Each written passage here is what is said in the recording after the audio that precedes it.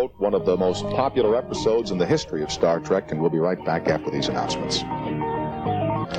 Joining us now, Mr. Harlan Ellison, who is no stranger to this audience. Mr. Ellison was on our all-night program. We did a show on science fiction writing with Harlan and Gene Roddenberry and others, including Ray Bradbury out in Los Angeles a little over a year ago.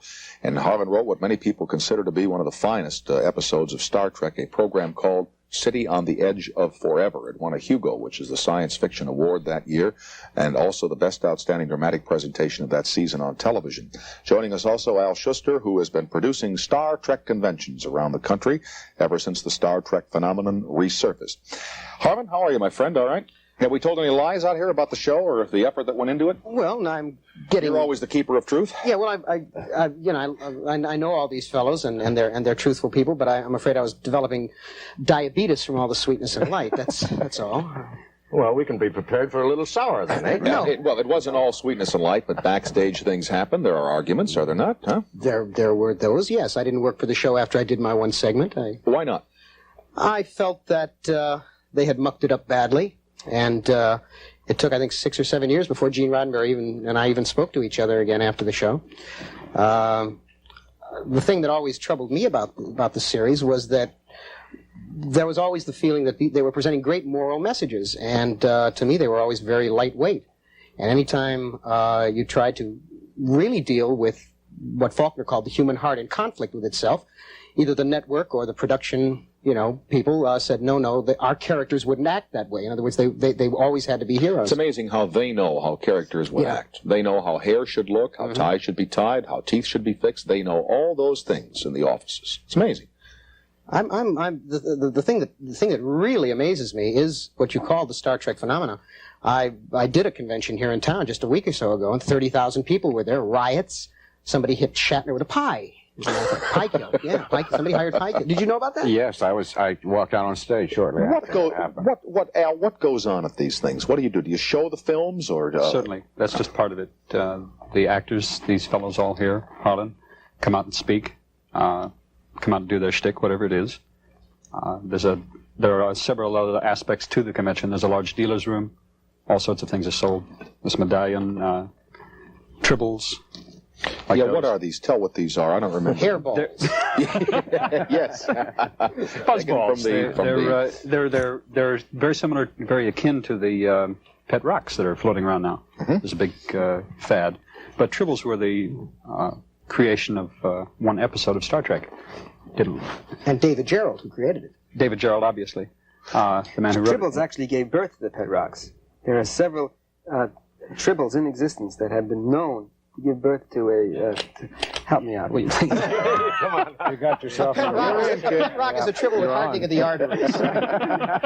Thank you. We didn't understand that. Now, when you fellas come out at the convention, do you make a talk or do you have set routines? Like, what do you do? Come out, we make a talk, and then we go into a question and answer thing. That seems to be what they want to do. They want to talk to you. They want to communicate and ask you questions about yourself, about the show, experiences on shows, that sort of thing. What do you think would happen if it came back on prime time? I think it would do very nicely indeed.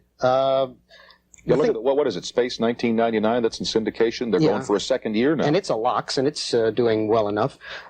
Clearly, the public is ready for science fiction. They want something good. Well, I'm sorry. What am I going to do? Am I going to lie to you?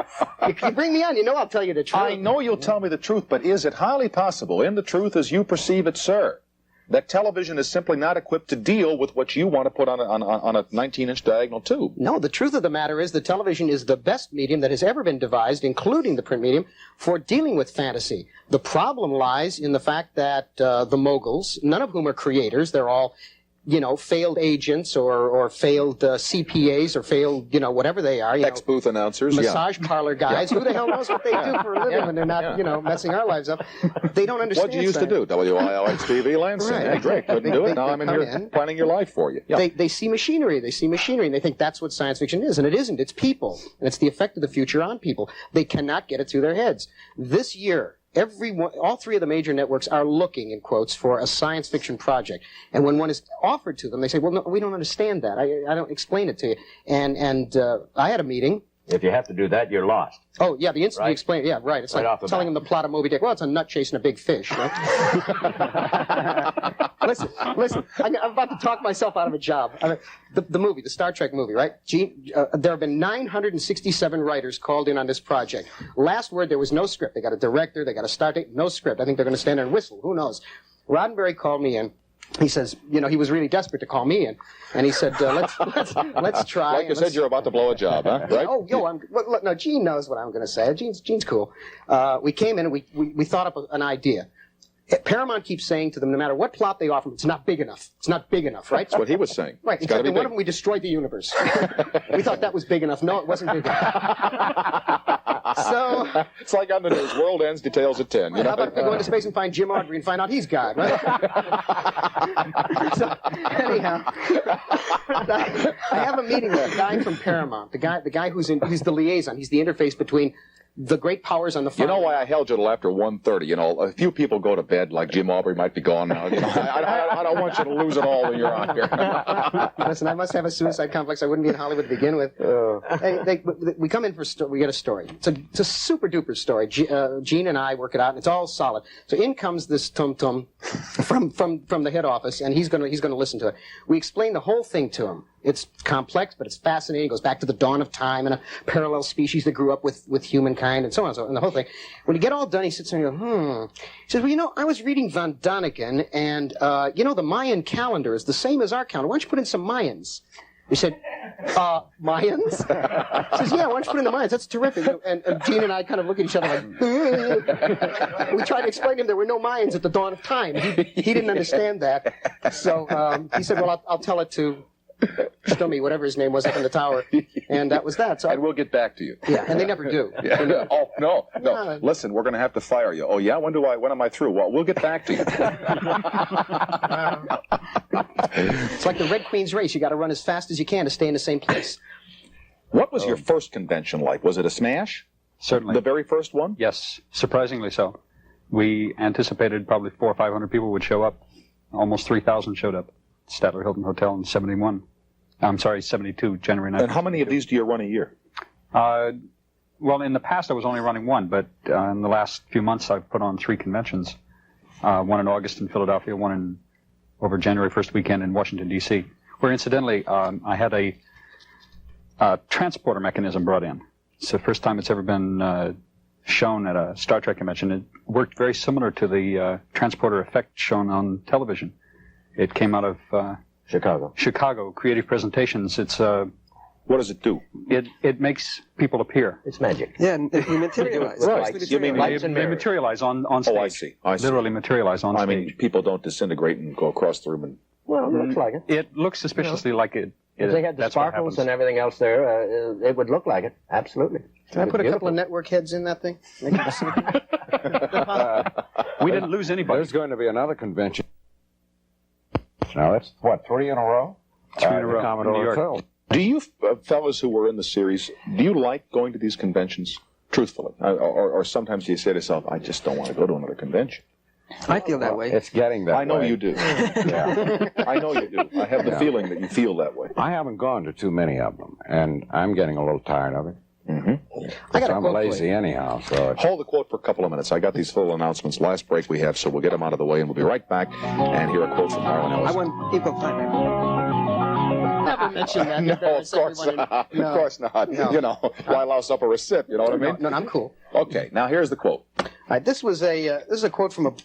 Incidentally, is the movie script? You have no script. You said that's not progressed one iota. As far as I know, as of yesterday afternoon, there was no script.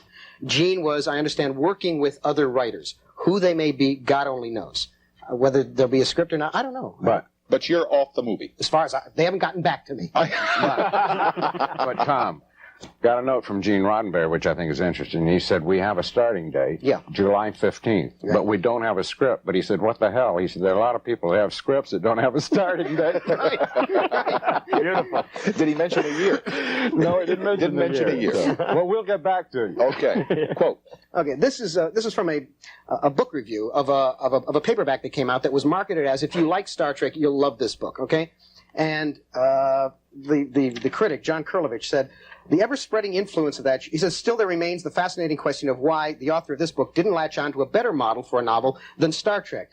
The ever-spreading influence of that show is now an undeniable fact. A good deal has been said and written about this phenomenon, but many seem to agree that the program's advocates, whatever else they are appallingly indiscriminate. What can one make of a mentality that not only condones mediocrity, but believes it to be something good, something decidedly worth emulating? Now that is the most dead-on quote I've ever heard about the Star Trek phenomenon. As good as the show may have been, at best, all it is really is a television show. There are no great conventions of 30,000 people going to discuss Proust's Remembrance of Things Past. There are not people dashing in to pay homage to Ralph Nader, the Ralph Nader convention. This was plain and simple, is a kind of hero worship that is on the same plane with the Beatles, on the same plane with, Elvis Presley or Jacqueline Suzanne books. It's better for TV, but what we're talking about again is that great swamp of television drama, which at best never touches, even the middle range of what is done in other medium. Ta-da! Okay, but I think you need a frame of reference. Now, you cannot translate or cannot transcribe the quality of a novel and compare that to the quality of a television show. Why not? Because they're apples and oranges. That's why. You can't. We know that from our personal experience. I'm doing that science fiction seminar. I took some of the finest novelists, fantasy novelists, and had professional actors read from them, and it was dull because it doesn't translate. It's not theater, not necessarily theater. Well, but that wasn't drama. That was a straight reading. What we're talking about is the difference between the best of the Star Trek episodes and any one segment of, say, Rich Man, Poor Man, which is running on another network. And clearly you can take, meaningful gut-level material and translate it to a television medium so that you don't insult the viewers. Yes, but now here's something that's quite interesting. You mentioned Rich Man, Poor Man, which is running on ABC. Now, Irwin Shaw's book was a wonderful book to read, I thought. I enjoyed the book, all right? I read an account of that show in one of the news magazines this week where they say that it's poorly written, poorly presented, and that it really isn't worth all the trouble of watching. I heard the same thing. Yeah, Newsweek or Time had a little one of their little quick shots. All I can say is I watched it, and I was fascinated. I didn't read the book. I watched it. I thought, great. Yeah, I thought it was great. But there's always somebody who will take what's on television, and we're all guilty of it. Like this guy who wrote this here, and what you're saying tonight is going to say, well, it's no good. Yet here's something that you think is of value, but I can give you 4 opinions where they say, well, it's of no value. No, he didn't say it's bad. What he said is it's mediocre.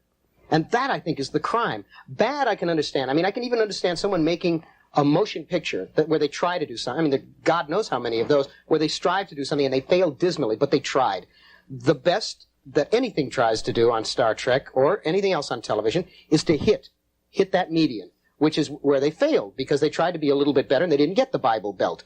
Instead of conscientiously educating a television audience throughout the nation to want better things, they give them one more cop show. Jigsaw John went on the other night. There's another cop show. The Cop and the Kid, that'll last 15 minutes, What you're doing when you talk about the cop shows is you're praising Star Trek, really, because Star Trek was much more than any cop show you ever want to see. No, it was a cop show. Oh, Star Trek was a cop show too. Sure, it was spacemen acting like cops. No, it wasn't. Didn't you? Didn't you go through the galaxy and straighten things out? There were a few things. Come on, you're 40. Really, Fess up. Come on, really. Jimmy. Didn't you fight evil? The sum total, you can't knock it that way.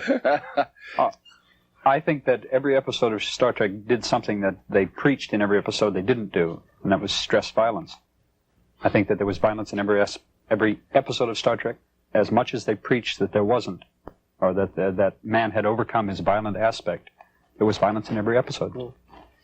Yeah, but generally it wasn't man. It was some android or some It was one of those terrible monster. little green people with, Yeah, right. But I think that, isn't that fascinating? Anytime they kill someone off, it was always a member of a third world race, right? Go ahead, shoot him down. He's green. What does it matter? we didn't shoot him. We stunned him. Vulcan nerve pinched him. Where is that thing that you had out here, that gun? There you are. No. You demonstrate what it does, because I don't understand the technology. That's all right. That's all right. Go ahead. Go crazy with the gun. Now, let me see here. We have... That's stun. Can you see that? All right, Stun stunning. force? Now twist the dial. Right. That sounds like a tribble. I don't know what. Now, these are for sale at the conventions, huh? Well, this is a prototype, I believe, that was made by the people at the Federation Trading Post, which is a store devoted entirely to Star Trek stuff. There's one east and one west. That's right. You really hated it, didn't you? No, man, listen. You wrote your one episode. No, you know what I hate? You know what I hate? Honest to God, I hate... Reverence for things that don't deserve them. I know you hate that. Yeah, but I also hate the fact that it's the exploitation of the gullible. I mean, you see the things that these kids buy when they go to these conventions. They spend hundreds of thousands of dollars because it's Star Trek affiliated. You know, I mean, if they want to watch the show, Dynamite, let them watch. Better that than they should be out in the street, you know, stealing hubcaps. But they're being really exploited. $12 a day to go and listen to, you know, James Doohan explain the ethical structure of the universe. I mean, this is a bit of exploitation.